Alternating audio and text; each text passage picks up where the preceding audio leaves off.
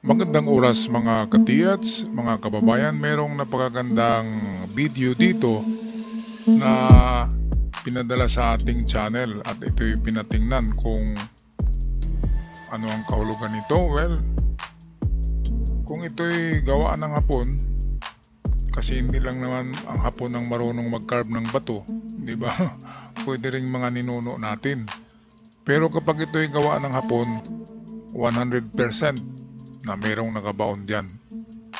Okay, so atin unang tingnan dito ay kilatisin natin kung meron bang mga sign dyan na sa Hapon. Kasi ang hagdan ay pwede namang hagdan ng bahay na sabihin nating mga nakatira dyan noon.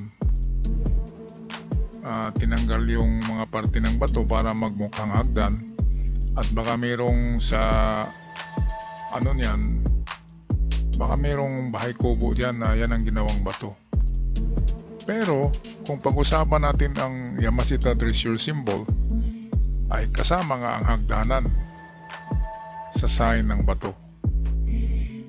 Ngayon kung tingnan natin sa palibot nito, sa harapan nitong bato ay merong pabilog na bato na may square na butas. Ayan o. So yan mismo, yan ay treasure under automatic yan. Ayan, kung itong nag-upload nito na si Kati si Richard Pusiket ay sabi niya hindi siya treasure hunter. Well, kung sa inyo ang lupain na yan ay subukan mong hukayin ang baba ng bato na may butas na square dahil yan ay treasure under ang kahulugan.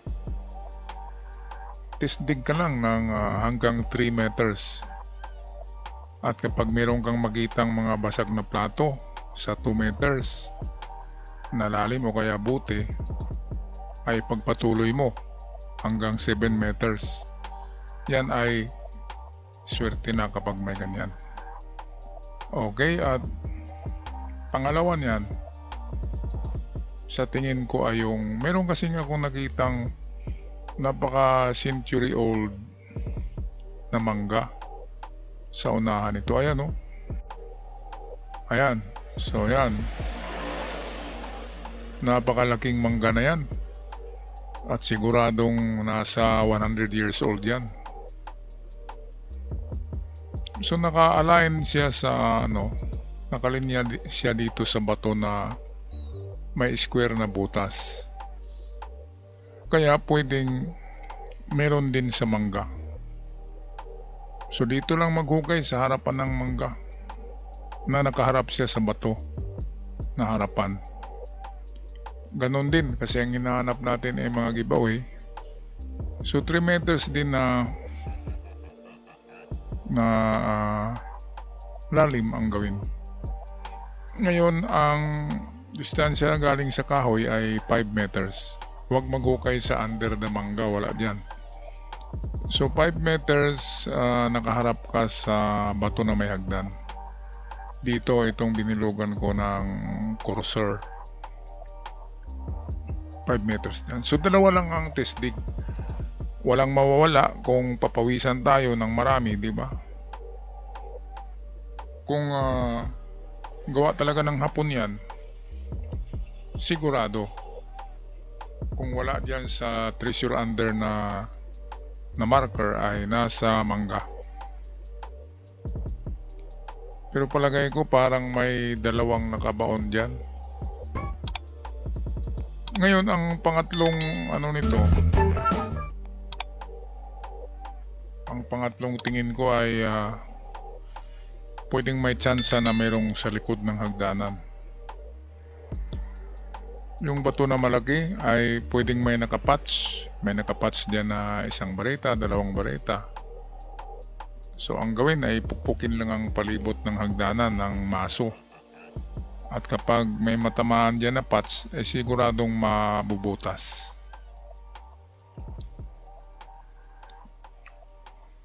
Ayan, so tingnan nga natin to ng maigi oh. Talagang man-made na hagdan, no? Ilang baitang ba ito? Isa, dalawa, tatlo, apat, lima. Tama talaga. 5. So, ang 5 ay pwedeng 5 meters deep ang lalim niyan. At kung tingnan natin, nakaharap tong hagdan sa mangga. At nasa gilid niya yung bato na may square. So, ayan nga. Pwedeng ang bato na may square ay meron ding small deposit at ang mangga ay meron din. So, ito yung palibot niya, oh. Pero yung mangga talaga ang nakalinya, naka-align siya sa bato.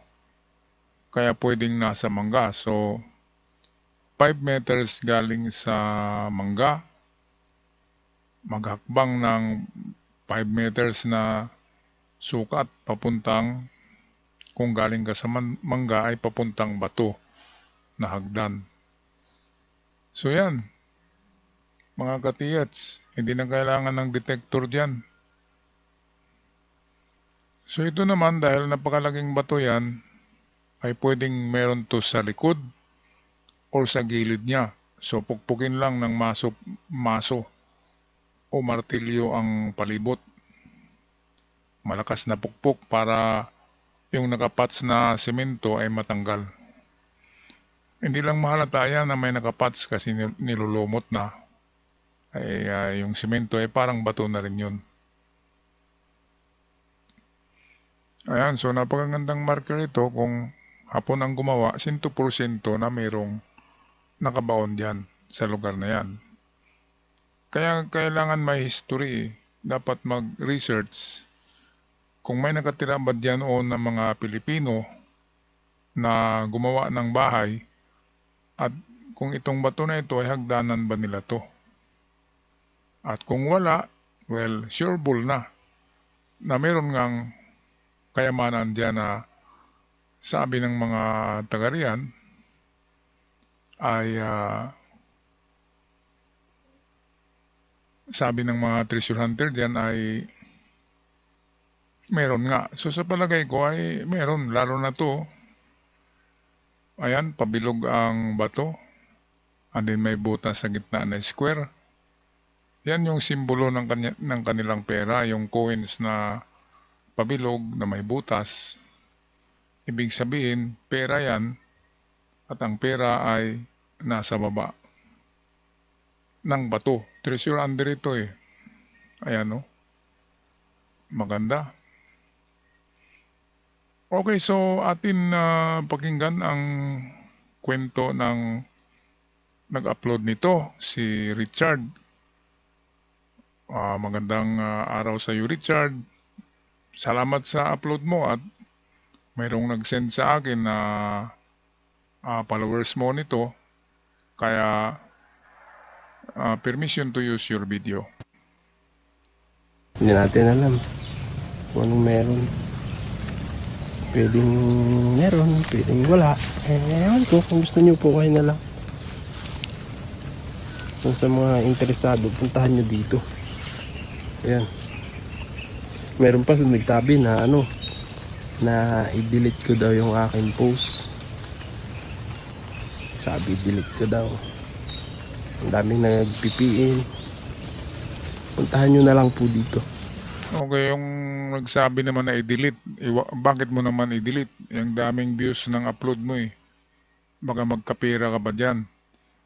Ngayon, meron akong napansin na butas sa may kaliwa. Ito, sign din yan. So, ang ibig sabihin yan ay, kung yan ay man-made na butas, ibig sabihin yan ay nasa bandang kaliwa. Pwedeng sa bato na kaliwa dito or sa kaliwa na ground. So sa baba niya, sa kaliwa. Itong butas dito. Ayan, so ikaw na lang to maghukay, Richard, yan. Kung sa inyo ang lupa na yan, hukayin mo lang yan. Test dig lang naman, 3 meters. So 3 ang test dig mo dito. Itong sa gilid ng hagdan. Kung wala sa loob ng bato, pukpukin mo lang tong baba nitong butas. Itong butas dito, kung walang hollow sa bato na yan, ibig sabihin nasa lupa. Ayan, at yung isa, yung ito, under sa yan, at yung pangatlo ay ang hagdan kasi ay nakaharap direkta sa mangga. Kaya ang mangga na yan, ayan ay may tinatagong kayamanan yan. Okay, so yan lang ang aking bahagi diyan sa aking analysis sa kanyang marker. Actually, ang hagdan ay kahulugan ng hagdan ay nasa baba lang ng hagdan. Kaya nga hagdan kasi pababa, so nasa baba lang ng hagdan. So ano bang nasa baba ng hagdan na makikita natin? Hindi itong ito. So yan yung baba ng hagdan. Yan. So kung wala diyan, pangalawa ay nasa mangga nga. Dahil doon nakaharap, dito, ito yung mangga. Dito nakaharap mismo ang hagdan. Ayan, so 5 meters galing sa puno ng mangga, maghakbang papunta sa bato na may hagdan. Okay, so yan lang ang aking analysis sa inyong treasure site. Mga katiyats, tawagin natin na treasure site yan kasi meron ngang treasure yan. Okay, so gawa natin to ng ilustrasyon para mas klaro. So una, bilangin natin tong baitang. So 1, 2, 3, 4, 5 na baitang ito. So kung tingnan nyo, ang hugis ng bato ay nakaganito. So isa lang ang direksyon niya papunta sa front. So kung basihan natin ay 5, di ba?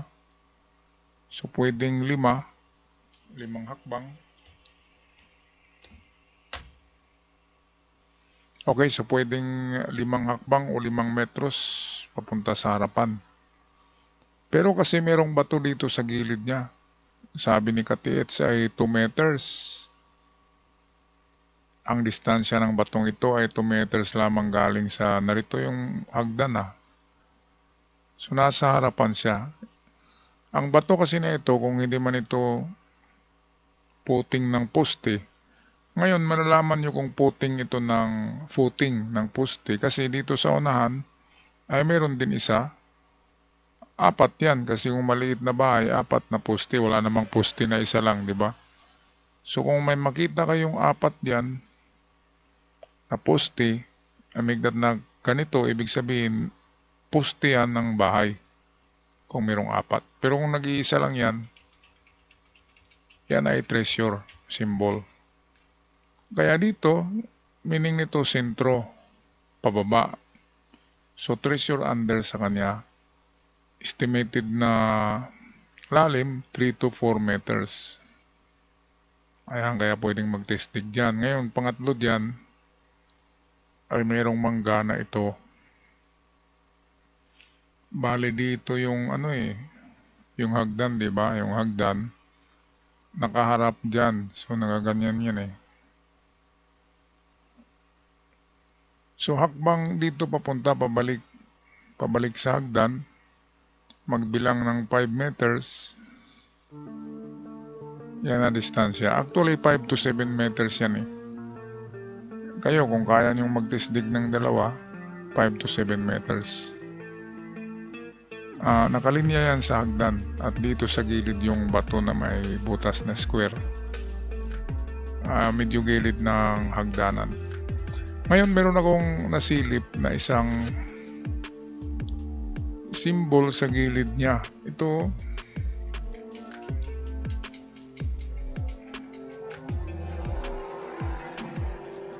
mga katietso,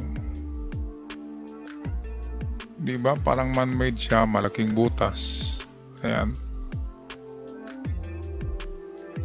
So para siyang imbudo pala siya, hindi siya sa gilid hindi siya nakaganon. So naka-imbudo siya. So ang imbudo, ibig sabihin ng imbudo, yung imbudo sa sa gasolina, yung ganyan, nakaganyan. Ang ibig sabihin yan, ang item ay nasa loob ng bato. So yan, ibig sabihin nasa loob ng bato. Dito sa loob. So hindi naman yan nasa sentro talaga, nasa gilid lang yan. So pukpukin nyo tong mga gilid. Lahat yang gilid sa likod ng martilyo, malakas. Para mabutas kung merong patsing. Ayan, so yan ang una. Kung imbudo yan, ibig sabihin na sa loob ang item. Ngayon kung hindi yan imbudo, kung yan lang ay butas lang, naman may ibig sabihin dito sa gilid na ito ang item. Tisdig nyo rin itong gilid. Bali harapan siya kung dito kayo nakaharap sa, nakatingin kayo diyan. So dito sa baba niya. Okay, so yan lang ating ilustrasyon sa ating analysis, mga kababayan. So ang hinahanap natin dyan ay sa tisdig na 3 meters ay giveaway lamang. Hindi tayo naghahanap ng big deposit. Kapag hapon ang gumawa ng bato, 100% na meron. Okay, so ako'y magpaalam na. Maraming salamat sa lahat. Lalo na sa may-ari ng video, kay Richard Pusiket. Hanggang sa muli, paalam at ingat. At sana surtihin kayo mga katiyats sa inyong pag-uukay. Maraming salamat. Ako'y magpaalam na.